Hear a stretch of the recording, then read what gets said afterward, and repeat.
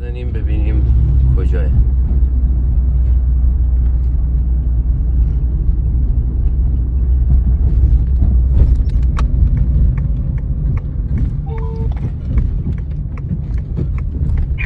سلام، کجایی؟ سلام، خوبی؟ مرسی. من دارم میرم اینجا وسیله ماشین پاترول مانده، اونا رو بگیرم. چند تا پیچ و واشر سر بودینگ و چیزا باشه بگیرم بیام. باشه، من یه 5 دقیقه دیگه در خونت. باشه عزیزم. خداحافظ. بریم ببینیم چیکار. 2000 years later. ما به امیر زنگ زدیم. امیر گفت 5 دقیقه دیگه من میام، ولی از اونجایی که من این بشر رو میشناسم این 5 دقیقه‌اش 1 ساعتیه. گفتیم تو این بین که تایم خالی داریم بریم یه لوازم جانبی. موبایل من از قدیم میشناسم تو کرماشا، جنساش هم واقعا با کیفیت هم ارزون. یه ذره چیز میخوایم، هولدر موبایل و این چیزا، بریم که تهیه‌اش کنیم، آنباکس کنیم با هم ببینیم. راستی بچه‌ها ببخشید من یه ذره قیافم ژیلده پولیده است. من تو این چند روز اصلا وقت نکردم به خودم برسم، همش تو جاده بودم. اینا هم لباسایی که می‌بینین لباسکارامو پوشیدم که بریم پاترول جمع کنیم دیگه. اگه کثیف و اینا دیگه خودتون ببخشید دیگه. تموم شد. خیلی تاثیرگذار بود. اینجا همیشه شلوغ، ربطی به دمه دینیش نداره، کیفیت کارش واقعا عالیه. ما 2 تا گلس گرفتیم، یه دونه برای A71 و یه دونه آیفون 13. 2 تا هم گارد گرفتم شیشه‌ای، باورتون نمیشه 280,000 تومان. واقعا هم قیمتش عالیه هم کیفیت کاراش. باورتون نشه هولدر موبایل گرفتم. من از تهران اینو گرفته بودم به 280,000 تومان، همین یه ذره. این هولدر رو با این کیفیت با این مارک از این مغازه من گرفتم به 300,000. 27 سال قابلیت جابجایی داره و برای نصب شیشه هستش. 360 درجه میچرخه. این 27 سال قابلیت بیرون کشیدن داره و چرخش 360 درجه رو داره. کیفیتش بسیار عالیه، خرید خوبی بود، واقعا راضیم. مارکش هم خوبه، تنظیمش هم خوبه.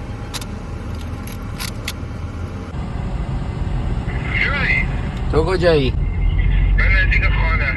خب ما هم یه فلافل بگیریم، تو هم میخوری؟ آره، سس هم زیاد بیاد. برای نازی هم بگیریم. مامان روزه. مامان روزه است. خب پس ما فلافل رو بگیریم و داریم میایم. صدات هم روز ضبطه، داریم کلیپ میگیریم برای یوتیوب. جان چی؟ بنزین باشه. خداحافظ. ساعت 12:55 است، دیرم شده. 2 تا بنزین گرفتیم، بریم ببینیم آقا امیر اومده یا نه. امیرم اومده. این آردی هم داره. متاسفانه این آردی روز اول که خریدنش عروسک بود، الان دست امیر به این روز افتاده.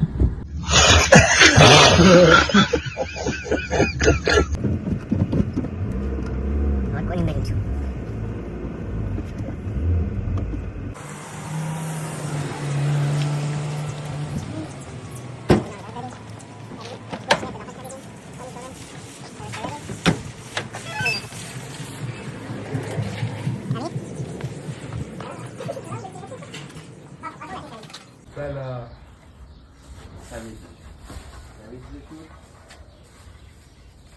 کجا بزنم؟ بزنش لبی با چقدر بهت داشتی؟ خب سمه بیا بریم لباس بپوشم. نه من لباس کارم نمیده. لباس کار کفشاتو برو عوض کن. کفشای من کفشم دارم. خب برو کفشاتو عوض کن. میشیم لجن. کیفه کفشاست. کفش کارمه.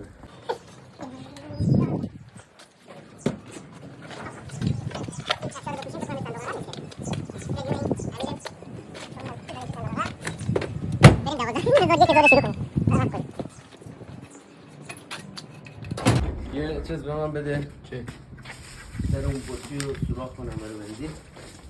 دارم بذار. ای خدا زیرا خود چیکار کنم؟ چرا اینجوری شد؟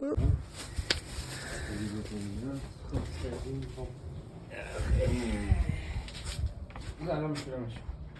بطری سوراخ رو برم. تو کوفته تو بخور خودت باش، هیچ مشکلی نیست. بعضی جاشو بوبوس گشنه در حال غذا خوردن. قیافه رو چجوری تونستی اینقدر تخریب کنی و تو یه ماه نتونی جمع کنی؟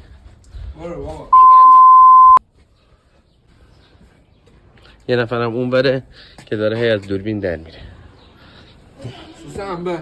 سس انبه برم سس انبه رو بیارم براش.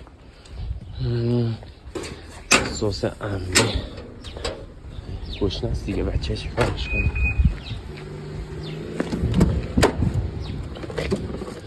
ماشین خیلی تمیزه دیگه، ببخشید ما از مسافرت اومدیم دیگه، وقت نکردم تمیز کنم. از اینجا سوراخ ها لبش سوراخ. آره بخوا گشت. یه سوزن به من میدی؟ یه پیشگوشتی یه چیزی سوزن مانند بریم پیدا. نه بریم ببینیم چی داره تو اشغالاش جمع ابزارش.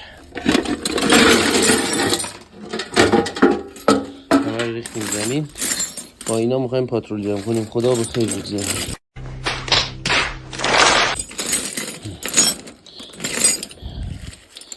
یه چیزی پیدا کردم بد نیست.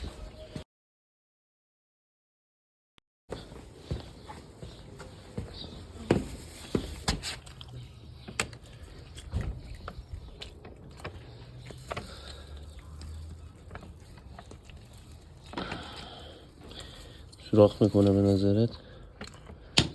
سوراخ شد. خیلی خوب ما بریم سرسیدن دارش.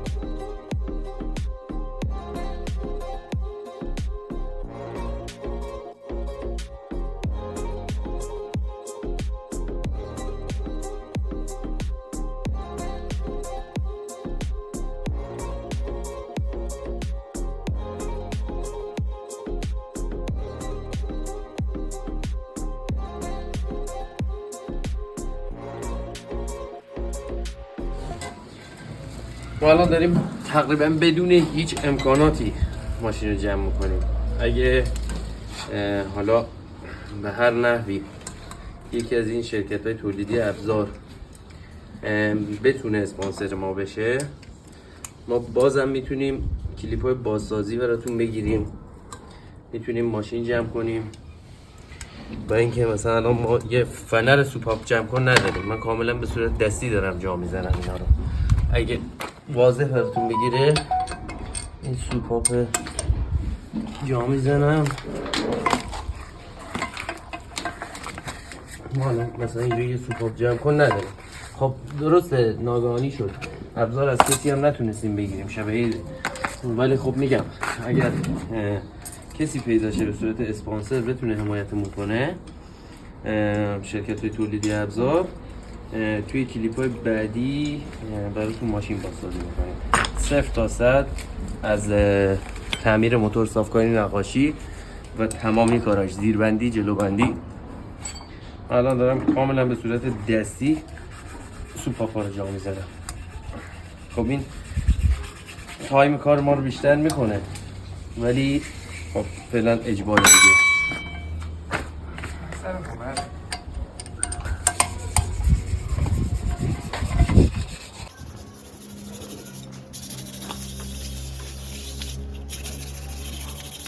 حرف سخنی حرف سخن خاصی که نیست، سپر گفتنیاشو گفت.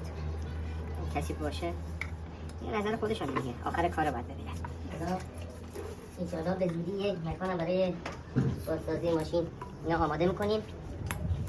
دیگه کلیپامون یه ذره هم ترتمیزتر هم مدل کاری بهتر. جمع کردن سوپاپا تموم شد. سوپاپا رو جا انداختیم. بریم که فول دود و هوا رو ببندیم و واشر سرسیلند رو بذاریم. این میره کنار. رینگ پیستونا رو امیر داره آماده میکنه. بعد اول رینگ پیستونا رو جا بذاریم با یاتاقانا. اونا رو که بستیم سرسیلند رو بندازیم بالا. ترکش رو بکشیم و ماشین رو استارت کنیم. ان شاءالله تا شب تمومش میکنیم.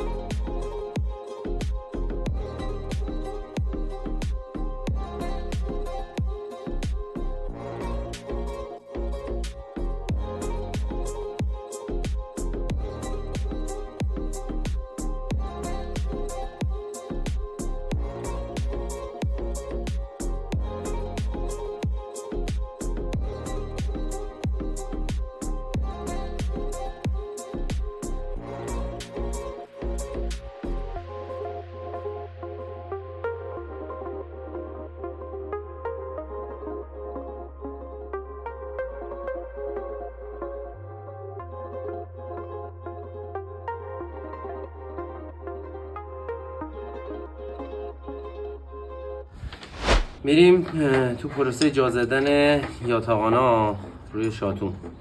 حالا اینا رو جا میذاریم، آماده میکنیم، میذاریم کنار. دیگه تو مرحله های بعدی باید بریم روغنکاری و جا زدن پیستون روی بلوکیتیدن. این یاتاقانا رو میاریم میذاریم اینجا.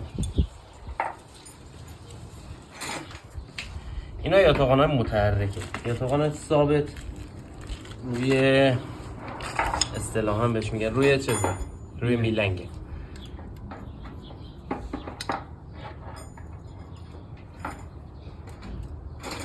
بچه ها این ماشینی که میبینین این روز نیافتاده بود. این ماشین خیلی تمیزتر بود تا قبل از اینکه دست این آقا بیفته.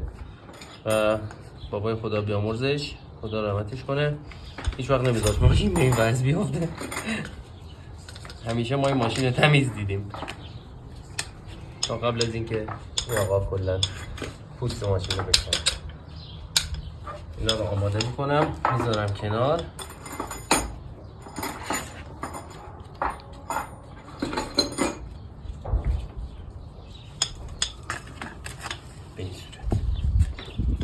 ما تکمت نداریم. رینگ جمع کن و امروز رفته خریده و حالا این مراحل رو که ما انجام بدیم حالا عزا داریم.